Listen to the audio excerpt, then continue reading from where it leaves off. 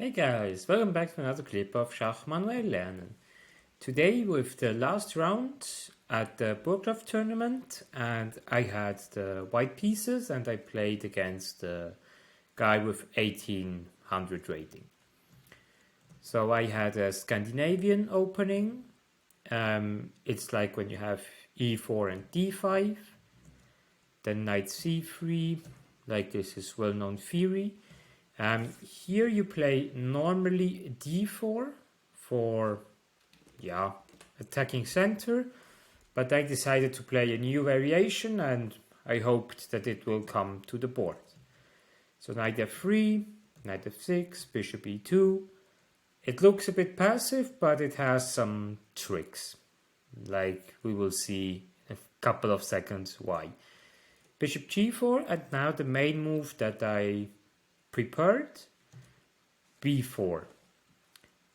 It looks a bit strange because you just sacrifice a pawn, but on the other hand, it's like when you capture, which he did, like first of all, if he don't capture, if he plays something like that, I can just develop my bishop and I gained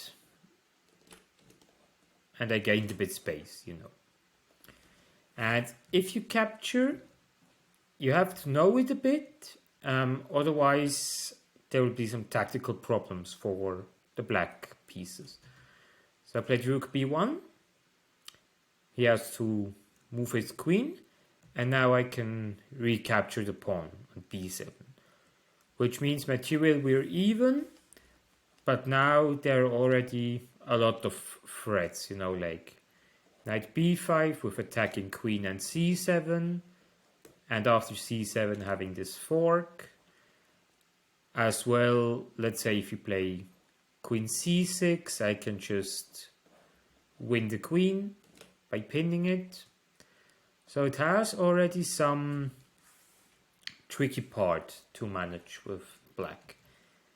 He decided to develop, which means I will win this pawn. And here, if I capture with knight, it's actually not so good because it can just play king d8. And now my both pieces are attacked. So if I capture here, this knight just stuck in the corner. So that's a bit problematic for me. For that reason, I decided to capture with the rook. And here, I thought about a lot of moves. Here I also took my time, like half an hour or something for one move. Because what I thought for a long time is rook c4. But then he can capture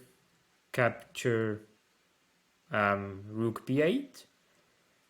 And I didn't like this that much. I also thought rook c3, but then just knight d5, and of course I won a pawn. I'm quite good developed because of the rook, but I felt like there has to be more in this position. Like other moves that I calculated is kind of this, but these moves are not forced. And I have to hold somehow my rook. That's why here was really crucial moment, because I played for the first time this opening, and so I try to be really precise. And here I found the wonderful move knight f to d4. Why it's that strong? On one hand, it protects the knight. On the other hand, the threat is rook c6 with knight c7 and this fork again. And on the other hand, I asked this bishop the question, what you gonna do? Since it's twice attacked and only once defended. He decided to capture. I recaptured a6. I can't move this knight because he has to protect my rook. Here, yeah, it was really funny to play after I found this crucial move. I was able to play rook b7. What's the point of that? He can just capture, of course, but then I can give a check. This pawn is pinned, and then he will just lose his queen against the rook. That's why he can't capture there. So he decided to capture instead here. Like, notice every other move is not really to consider because you will always run in this fork and lose material. So he captured the knight, I captured queen, and now I won another point because queen is 9 and rook and knight are 8. Additionally, I won this pawn. And now, when we check, like when we count, he has a rook and a knight, and for that I have queen and 2 pawns after move 15, which is really interesting because you saw all these tactical ideas. And from here on I will go sometimes a bit faster because he just didn't resign. E6, he tries to develop his bishop.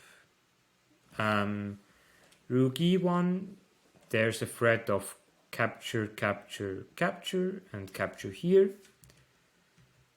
Knight b3, c4, d3.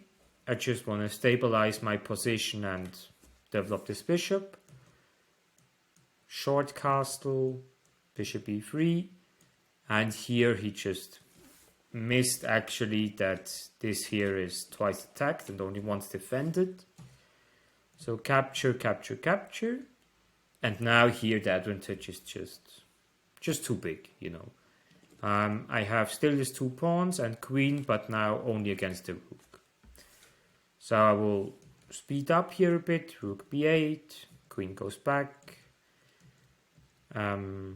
making a Luftschloss that I don't get any back rank problems.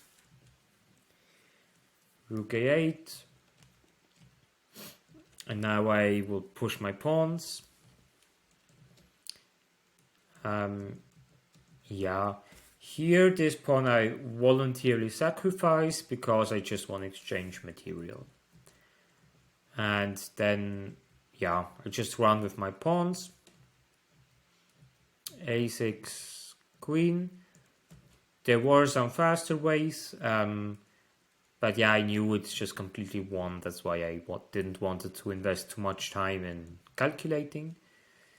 c7, then I played queen there, and here he missed kind of the last tactic, like this pawn is pinned, so I can just capture this pawn and I just improve my advantage constantly. And here he resigned.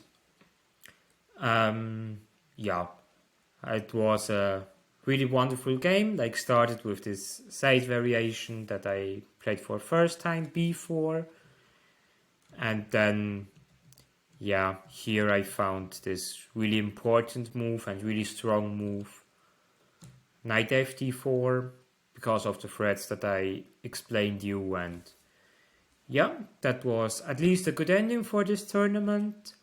Was really happy that I could manage to finish it with a win and also to play this opening for first time. And yeah, if you like this video, leave a thumbs up there. Also check my online website in case you want to get private lessons to improve your chess. And with these wishes, have a good Sunday, take care, and I wish you all the best for your own chess games. See you guys.